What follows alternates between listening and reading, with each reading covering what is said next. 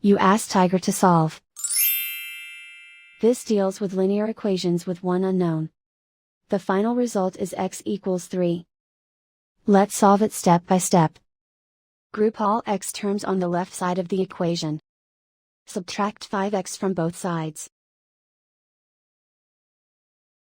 Group like terms. Simplify the arithmetic. Group like terms. Simplify the arithmetic. Group all constants on the right side of the equation. Add 26 to both sides. Simplify the arithmetic.